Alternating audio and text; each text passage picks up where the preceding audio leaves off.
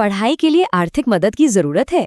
देखिए, भारत में सरकारी स्कॉलरशिप्स तो बहुत सारी हैं, पर उनके लिए अप्लाई करना वो थोड़ा मुश्किल लग सकता है। तो आज हम बात करेंगे एक ऐसे प्लेटफॉर्म की जो इस पूरे काम को एकदम आसान बना देता है।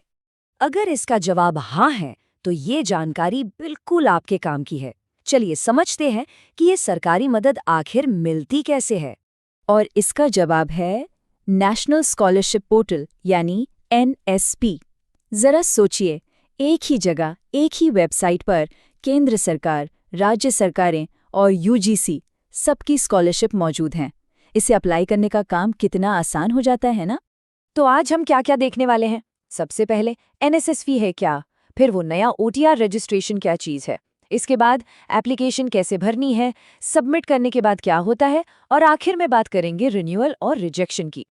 तो चलिए शुरू करते हैं। देखिए, सबसे ज़रूरी है कि शुरुआत ही सही तरीके से हो ताकि बाद में कोई दिक्कत ना आए। अप्लाई करने की जल्दी से पहले सबसे पहला और ज़रूरी काम है अपनी एलिजिबिलिटी चेक करना। NSP पोर्टल पर एक एलिजिबिलिटी कैलकुलेटर टूल है।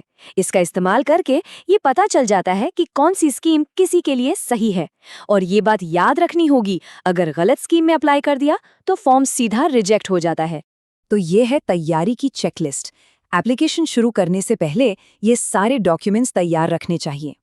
इससे ना पूरा प्रोसेस बहुत स्मूथ हो जाता है। खास तौर पर आधार से लिंक्ड बैंक अकाउंट और मोबाइल नंबर, ये तो सबसे ज़रूरी है। अच्छा, अब आते हैं एक बहुत बड़े और ज़रूरी बदलाव पर। यह है वन टाइम रजिस्ट्रेशन यानी OTR, जो अब कंपलसरी हो गया है।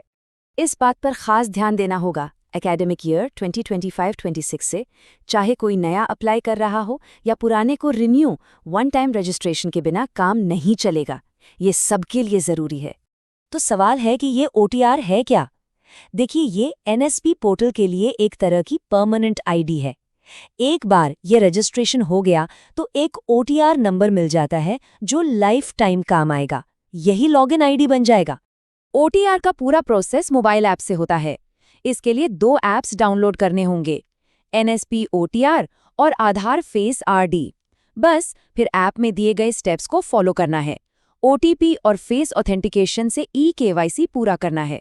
जैसे ही ये प्रोसेस पूरा होगा, OTR नंबर मिल जाएगा। ठीक है, OTR तो हो गया। अब बारी आती है एप्लीकेशन फॉर्म भरने की।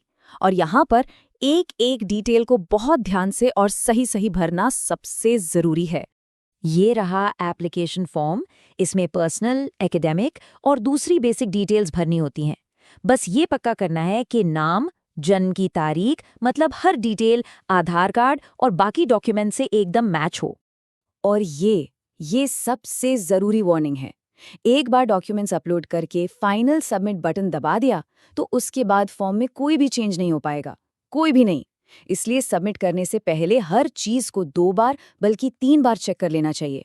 ये कुछ आम गलतियां हैं जिनकी वजह से सबसे ज़्यादा एप्लीकेशंस रिजेक्ट होती हैं, जैसे नाम की स्पेलिंग में फ़र्क, गलत बैंक अकाउंट नंबर डाल देना या फिर गलत स्कीम चुन लेना।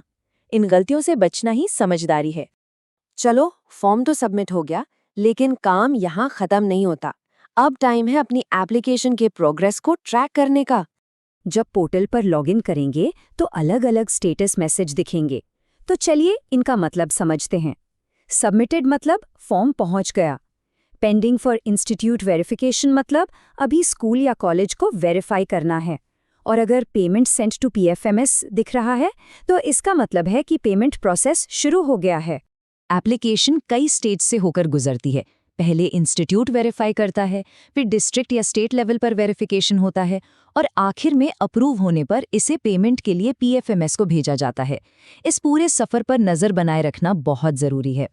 तो अब हम पहुंच गए हैं स्कॉलरशिप साइकिल के आखिरी पड़ाव पर, मतलब अगले साल के लिए रिन्यू कैसे करना है और अगर एप्लीकेशन रिजेक्ट हो जाए तो क्या करना है।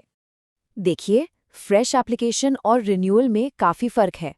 पहली बार अप्लाई करने में तो पूरा प्रोसेस शुरू से करना पड़ता है, लेकिन रिन्यूअल में बस अपने पुराने OTR ID से लॉगिन करना है और अपनी लेटेस्ट एकेडमिक डिटेल्स और मार्कशीट को अपडेट कर देना है। ये प्रोसेस काफ़ी आसान होता है। एप्लीकेशन रिजेक्ट क्यों होती हैं? इसके कुछ बड़े कारण हैं। डॉक्यूमेंट्स का मैच न करना, बैंक अकाउंट का आधार से लिंक न होना, या फिर इनकम का स्कीम की लिमिट से ज़्यादा होना। ऑफिशियल्स इन चीज़ों को बहुत बारीकी से देखते हैं। अगर एप्लीकेशन रिजेक्ट हो भी जाए तो घबराने की ज़रूरत नहीं है। सबसे पहला काम है पोर्टल पर लॉगिन करके रिजेक्शन का कारण पढ़ना। फिर अपने इंस्टीट्यूट के नोडल ऑफिसर से बात करनी चाहिए।